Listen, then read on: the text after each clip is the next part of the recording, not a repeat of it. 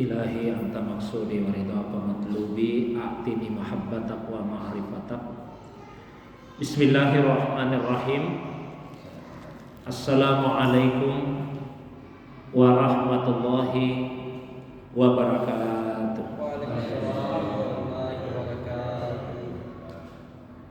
Alhamdulillahilladzi ansala sakinata fi qulubil mu'minin liyazdadu imanan ma'a imanihim walillahi junudus samawati wal ard wa kana Allahu aliman hakima. Wa sallallahu ala sayyidina Muhammadin allazi arsalahu ilan nasi basyiran wa nadhira wa ala ali Muhammadin wa sahbihi wa sallama tasliman katsira, amma ba'du.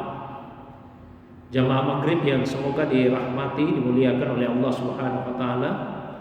Alhamdulillah, malam ini kembali kita dihadirkan, dipertemukan oleh Allah Subhanahu wa taala dalam majelis yang semoga dimuliakan ini untuk melanjutkan kembali kajian kita membaca satu kitab dalam ilmu tasawuf, yaitu kitab Subdatul Asrar fi Tahqiqi Ba'di Masaribil Akhyar. Satu kitab yang ditulis oleh Al-Arifu Billah Syekh Yusuf Tajul Khalwati Qaddasallahu sirrah. Salawat dan salam semoga tercurah kepada kekasih kita Rasulullah Muhammad sallallahu alaihi wasallam, begitu pula kepada keluarga beliau, para sahabat dan juga pengikutnya yang senantiasa istiqamah menghidupkan sunnah Nabi sallallahu alaihi wasallam. Jamaah yang semoga dirahmati, dimuliakan oleh Allah Subhanahu wa taala.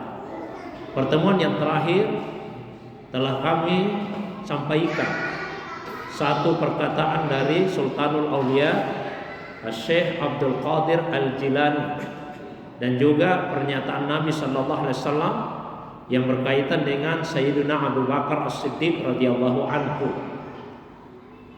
Syekh Abdul Qadir Al-Jilani ketika ditanya dengan cara apa beliau sampai kepada Allah Subhanahu wa taala, maka beliau menjawab, saya tidak sampai kepada Allah dengan salat yang banyak atau dengan puasa yang banyak. Wa inna ma wasaltu ilaihi bis sabri wat tawadu'i wa sakhawatin nafsi wa salamatis sadri.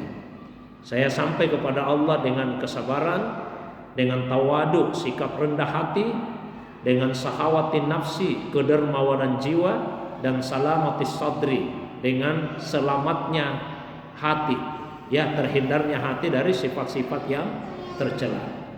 Kemudian pernyataan Nabi SAW yang berkaitan dengan Sayyidina Abu Bakar As-Siddiq, beliau menyatakan bahwa ma faddalakum Abu Bakrin bi kasrati salatin wala siyamin. Sesungguhnya Abu Bakar As-Siddiq mengungguli kalian itu bukan karena banyaknya salatnya, bukan karena banyaknya puasanya. Wa inna ma syai'un wukira fi sadrihi, tapi karena sesuatu yang dihunjamkan di dalam dadanya. Di riwayat yang lain disebut karena sir yang dihunjamkan di dalam dadanya.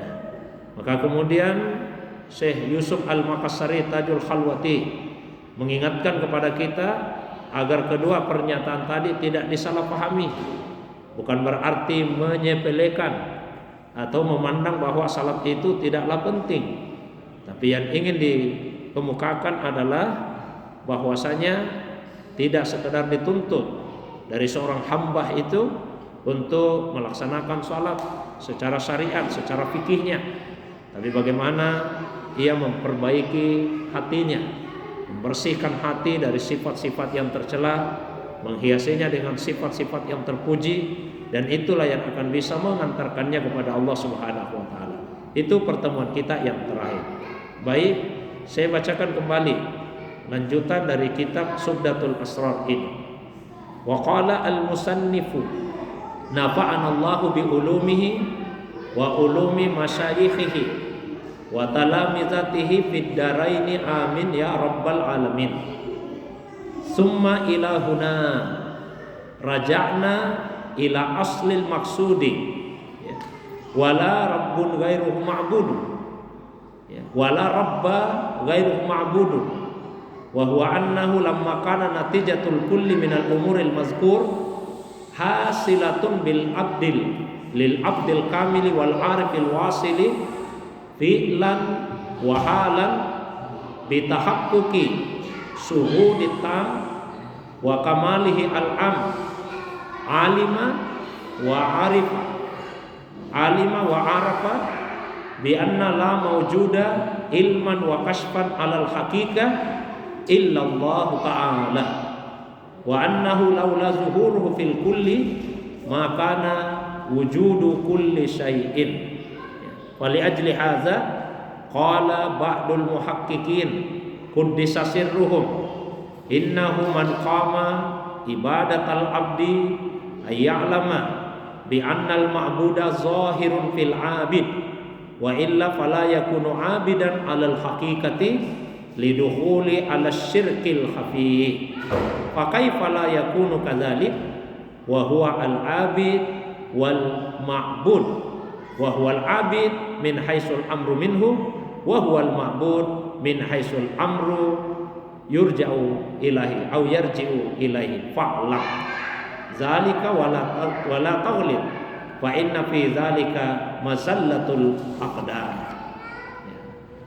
Lalu setelah itu penulis kitab ini yaitu Syekh Yusuf Al-Mukassari Tajul Khalwati, semoga Allah memberikan pada kita manfaat melalui ilmunya, ilmu dari para masyayikh, dari guru-gurunya, ilmu dari murid-muridnya di dunia dan di akhirat. Beliau kemudian berkata, setelah penjelasan yang panjang sebelumnya, maka kita akan kembali kepada apa yang menjadi tujuan pokok, ya, dari penjelasan ini. Apa itu?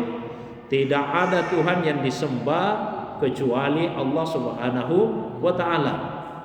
Dan ketika seperti itu keadaannya, bahwa segala sesuatu yang disebutkan itu hanya bisa terjadi pada seorang hamba yang kamil, yang paripurna, seorang arif yang mengenal Allah SWT, yang wasil, yang telah sampai kepada Allah SWT, fi'lan wa halan, baik secara perbuatan maupun secara keadaan, dengan mewujudkan syuhudut tam, penyaksian yang sempurna, wa kamalihi al-am, ya, dan kesempurnaan yang bersifat umum, alima wa arafa, dia akan tahu dan dia akan mengenali bahwasanya tidak ada yang ada, ya, tidak ada yang ada secara hakikat, baik itu secara ilmu maupun secara kasfan, penyingkapan, kecuali Allah Subhanahu wa ta'ala, ya. Dan bahwasanya sekiranya Allah tidak zuhur,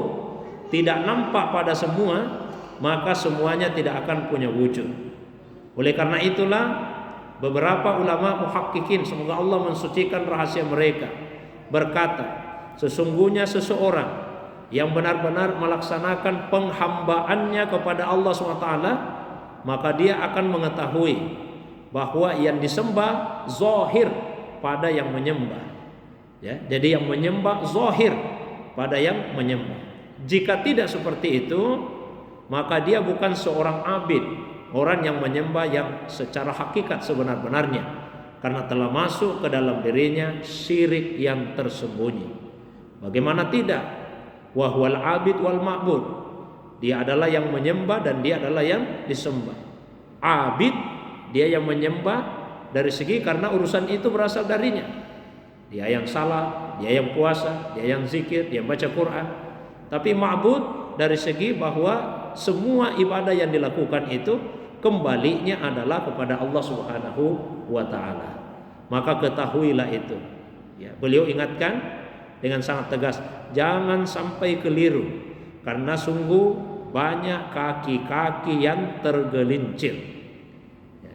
Jadi di dalam, ya, paragraf tadi Syekh Yusuf Al-Mukassari mengingatkan kepada kita dan menjelaskan tentang makna tajalli, ya, makna tajalli. Seluruh makhluk itu sejatinya adalah tajalli, adalah manifestasi, adalah refleksi, adalah pantulan. Bahasa yang beliau gunakan zuhur. Allah zuhur, Allah nampak pada segala sesuatu, pada semua makhluknya. Karena Allah Subhanahu wa taala itu batin, ya, dia maha tersembunyi. Namun Allah SWT kemudian zahir, dia menampakkan sifat-sifatnya, baik itu sifat-sifat jalaliyahnya, sifat-sifat keagungannya, maupun sifat-sifat jamaliyahnya, sifat-sifat keindahannya.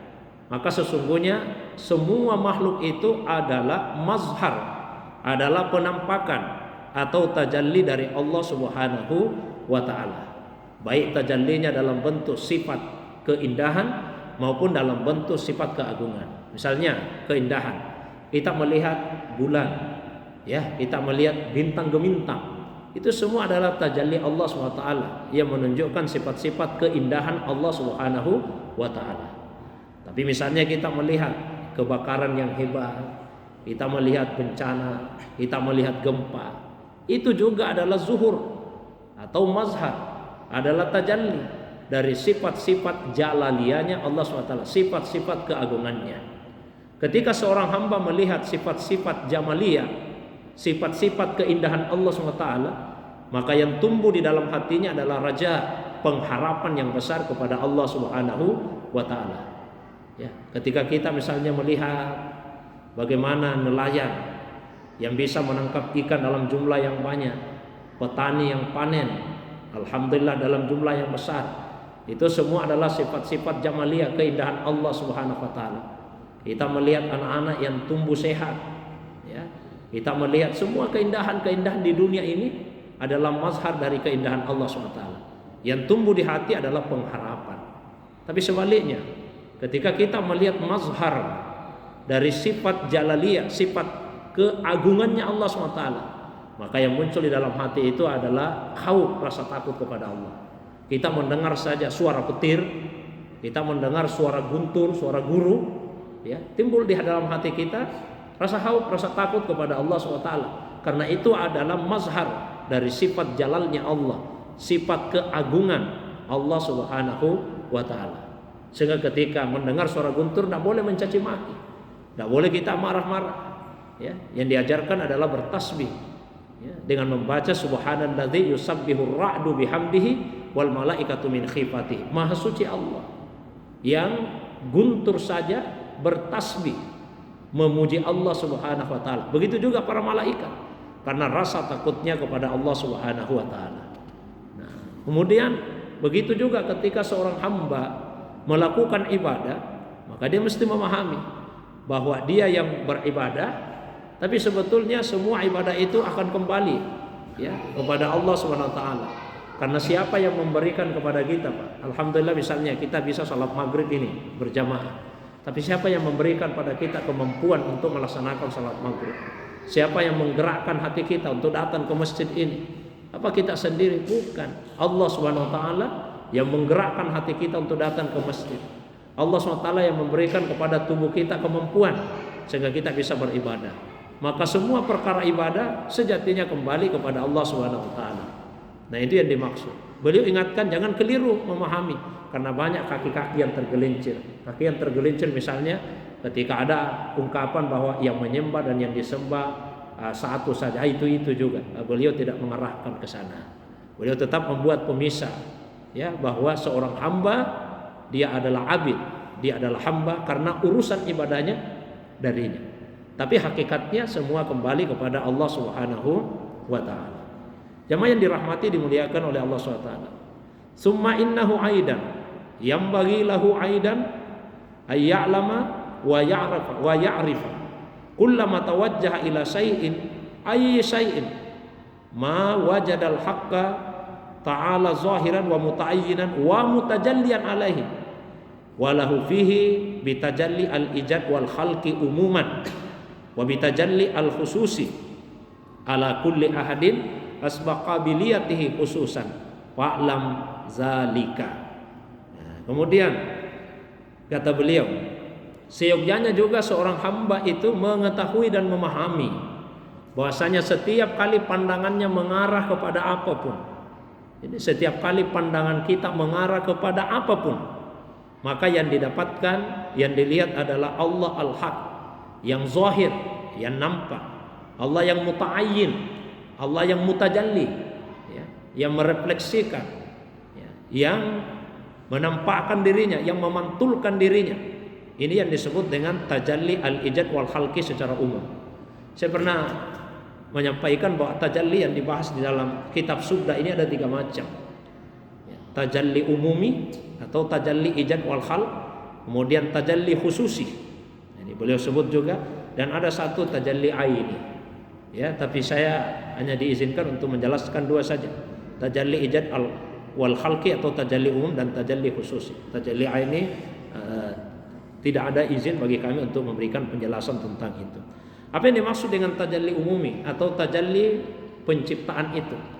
Bahwa semua ciptaan adalah mazhar dari Allah Subhanahu wa taala. Ya, pantulan dari sifat-sifat Allah SWT seperti yang saya jelaskan tadi. Sebagaimana firman Allah di dalam Al-Qur'an, fa aina ma tuwallu fasamma wajhullah. Kemanapun kalian menghadap, disitulah wajahnya Allah. Ini adalah tajalli umumi. Nah, terus tajalli khususi, apa yang dimaksud dengan tajalli khususi?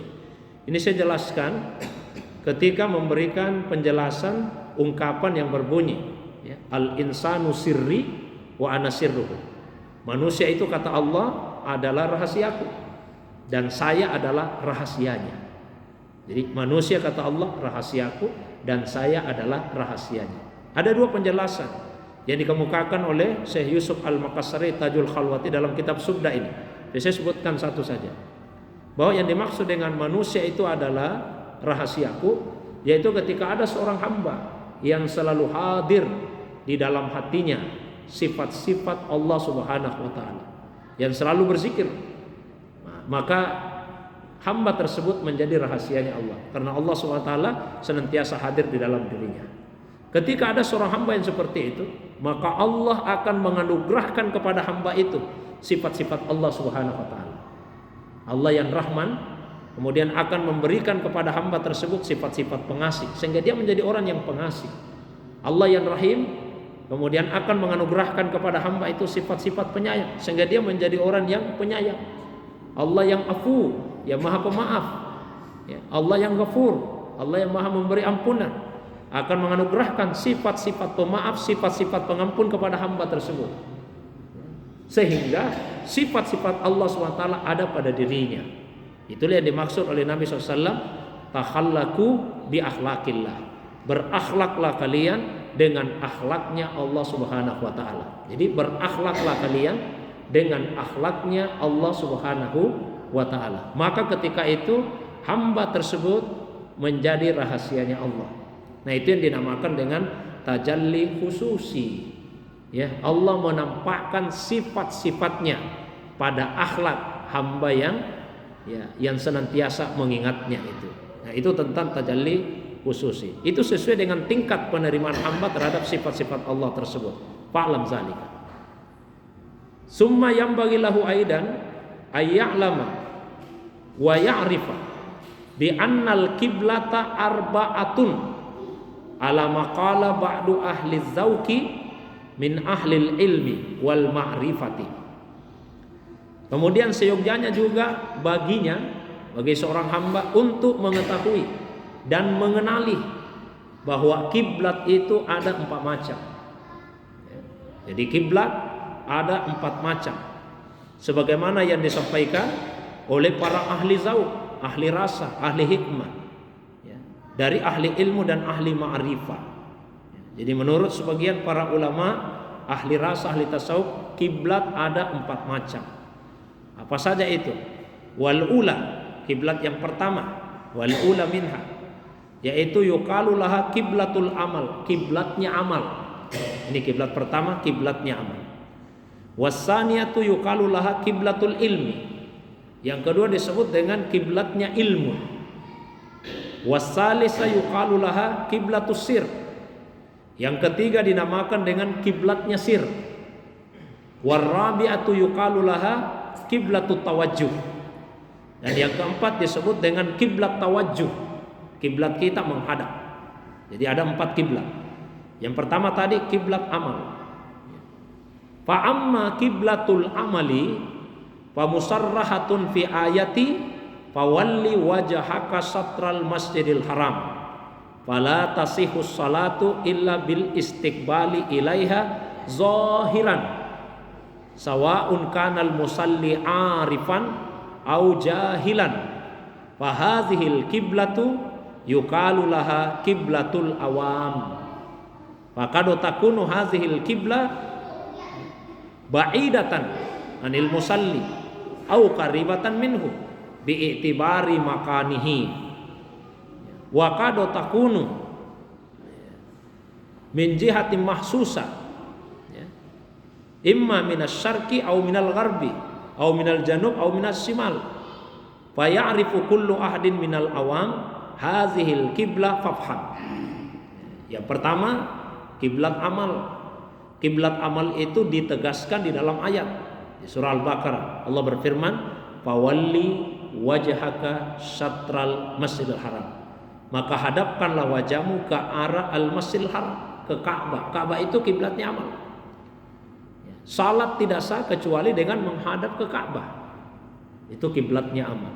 Jadi salat tidak sah kecuali dengan menghadap ke sana. Karena ada beberapa syarat sahnya salat. Harus masuk waktu. Ya, harus dalam keadaan suci, harus tertutup aurat dan istiqbalul kiblat, menghadap ke kiblat. Ini kiblat amal. Zahiran, secara zahir. Dan itu kelihatan tadi kita salat ya menghadap semua ke Ka'bah. Karena Ka'bah itu kiblat kita. Baik orang yang salat itu tahu secara pasti atau dia tidak tahu, tapi dia harus berusaha untuk menghadap ke sana. Kalau dia tidak tahu maka dia berusaha mencari tahu. Nah, kiblat ini disebut juga dengan kiblatnya orang awam. Ya, kiblatnya orang awam. Kadang-kadang kiblat ini jauh dari orang yang salat, kadang juga dekat. Di kita sekarang karena salat di Indonesia, berarti kiblat amal kita jauh. Kalau orang pergi haji, pergi umrah, ya kiblat amalnya dekat. Ya, pergi haji apa pergi umrah, masuk ke Masjidil Haram, kiblat amal Ka'bah itu ada di depan matanya. Kiblatnya dekat, nggak bisa jauh. Ya, dari segi tempat, bukan dari segi kedudukan, dari segi tempat. Kadang-kadang kiblat amal ini ada di arah tertentu, misalnya di timur atau di barat. Ya, kita di Indonesia menghadapnya ke arah barat, ya, atau di selatan, ya, atau di utara. Sehingga setiap orang awam mengetahui kiblat ini, maka pahamilah itu. Ini kiblat pertama, kiblat amal. Wa amma kiblatul ilmi, dan adapun kiblatnya ilmu. Yang kedua ini kiblatnya ilmu. Fa asyara ilaiha ayatun, maka itu ditunjukkan oleh ayat. Fa aina ma tuwallu fa thamma wajhullah. Kemanapun kalian menghadap, disitulah wajahnya Allah. Ya, kemanapun kalian menghadap, di situ wajah. Ini kiblat ilmu. Secara ilmu kita mesti mengetahui bahwa apapun yang kita pandang, ya, kemanapun kita tawajuh menghadap, maka itu semua adalah refleksi, adalah tajalli dari Allah Subhanahu wa taala. Ini disebut dengan kiblatul khawas, kiblat bagi orang-orang yang khawas. Fa yakunu sahsu inda tawajjuh ila hadzal kibla al-wajhiyah qariban minha bi itibari wa ba'idan minha bi itibar. Bal qad yakunu huwa ainul kiblah bi itibari fi waqtin wahid wa halatin wahidah. Fala ya'rifu kullu ahadin sirra hadzal kiblah al-mazkura illa al-khawas. Nah, kiblat yang bersifat khusus ini tidak diketahui kecuali oleh orang-orang yang khawas, yang kemanapun kalian menghadap, di situ wajah Allah Subhanahu. Tapi bukan berarti kita boleh secara sengaja untuk salat menghadap kemana saja. Ya. Yang terbaik ketika semua kiblat itu ya kita penuhi. Ya, secara awam, secara zahir tubuh kita menghadap ke Ka'bah. Karena yang diperintahkan menghadap ke Ka'bah itu bukan hati. Yang diperintahkan menghadap ke sana wajah sebagai perwakilan dari tubuh. Dan tidak ada ayat di dalam Al-Quran yang mengatakan hadapkan hatimu ke Ka'bah. Yang ada adalah ya, fawalli wajhaka, hadapkan wajahmu. Fawallu wujuhakum satral masjidil haram, hadapkan wajah-wajah kalian, wajah perwakilan tubuh. Itu kiblat awam. Nah, kalau kiblat ilmu kemana saja menghadap, Maka itulah kiblatnya orang khawas. Bisa saja dekat, bisa jauh, ya, bahkan bisa saja itulah kiblat itu sendiri pada saat yang bersamaan dan satu keadaan yang sama. Tidak ada yang mengetahui rahasia kiblat ini kecuali orang-orang yang khawas. Fa'lam zalika. Yang ketiga, wa amma kiblatus sir. Kiblat rahasia, apa itu? Fahiya al-muhitu fil kulli. Bahwa Allah itu meliputi segala sesuatu. Allah meliputi segala sesuatu. Wazahir bil kul, Allah nampak dengan segala sesuatu. Fil kulli, pada segala sesuatu. Alal kulli, atas segala sesuatu. Indal kulli, di sisi segala sesuatu. Minal kulli, dari segala sesuatu. Ma'al kulli, bersama segala sesuatu. Ilal kulli, kepada segala sesuatu. Wa minhu al kul, darinya lah segala sesuatu itu berasal. Wa ilaihi yaudul kul, dan kepada Allah lah segala sesuatu akan kembali. Wa huwa ainul kul, ya, dialah sesuatu itu sendiri. Wa huwal kul, dialah segala sesuatu. Karena wa huwal awwal wal akhir wal zahiru wal batin. Wa huwa aqrabu ilaikum walakin la tubsirun. Wa huwa aqrabu ilaikum min hablil warid. Wa huwa ma'akum aina ma kuntum. Wa huwa alladzi laisa kamitslihi syai' wa lahu kullu syai'. Fa'lam zalika fa innahu maknunatil asrariz zatiyah wa lubbul albab al-irfan al-ilahiyah allati ma faza minha wa zafara biha illa ahlul inayati tamma wa kamalus sa'adatil amma asyamila ala zawahirihim wa bawatinihim liittibaihim li rasulillahi sallallahu alaihi wasallam fatahaqqaqu dzalik. Jadi kiblat sir tadi yaitu memahami bahwa Allah itu muhit, Allah meliputi segala sesuatu, ya, maka segala sesuatu itu dari Allah, semua kembali kepada Allah. Karena dia yang pertama, dia yang terakhir, dia yang nampak, dia yang jelas. Dia yang lebih dekat kepadamu tapi kalian tidak melihat dengan matamu. Dia yang lebih dekat kepadamu dari urat lehermu.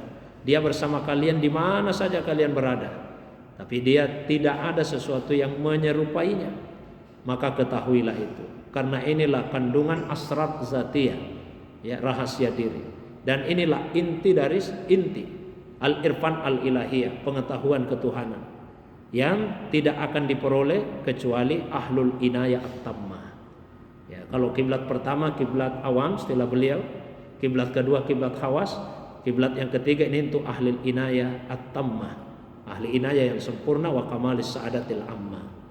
Nah, ini yang saya pernah juga sampaikan, bahwa sejatinya yang ada itu hanya Allah Subhanahu wa taala. Selain Allah hanya bayang-bayang saja.